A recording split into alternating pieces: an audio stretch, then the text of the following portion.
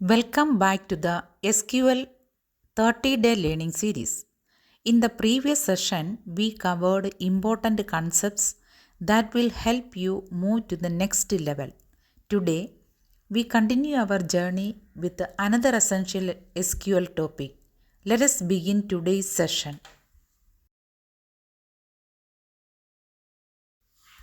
Welcome to day 12.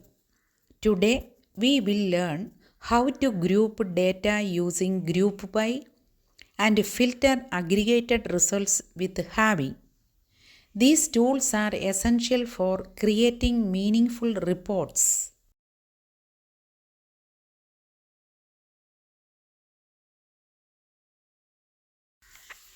Group by organizes rows into groups based on column values. It is often used with aggregate functions like count, sum, and AVG. For example, grouping employees by department. Here is the syntax.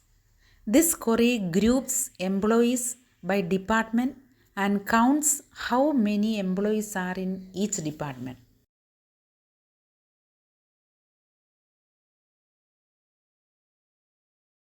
You can use sum with group by to calculate totals per group.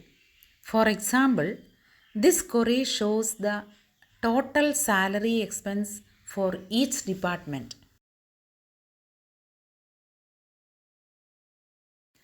AVG works perfectly with the group by.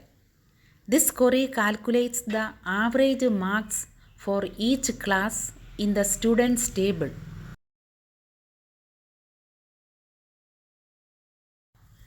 Having filters groups after aggregation.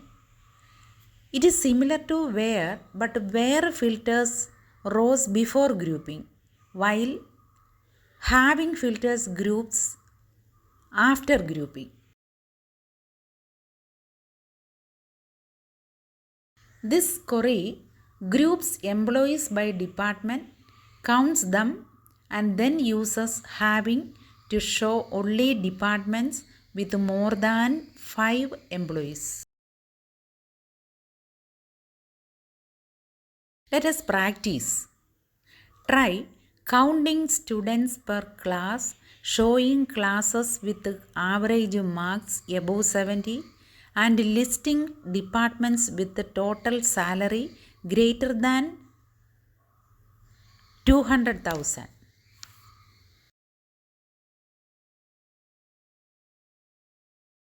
In a sales database, group by can group orders by region.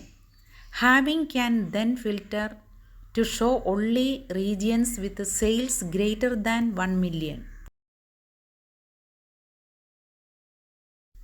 Here are some mini challenges. Try counting employees per department, showing departments with average salary above 50,000, listing classes with fewer than 10 students, and showing regions with total sales above 500,000. Your assignment. Create employees and students tables, insert sample data, and write queries to group employees by department. Show departments with more than 5 employees and show classes with average marks above 75.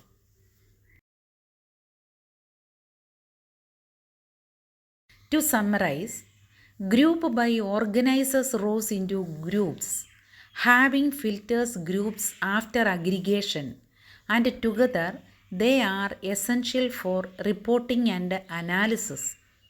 Tomorrow, we will practice these concepts with a sales data set.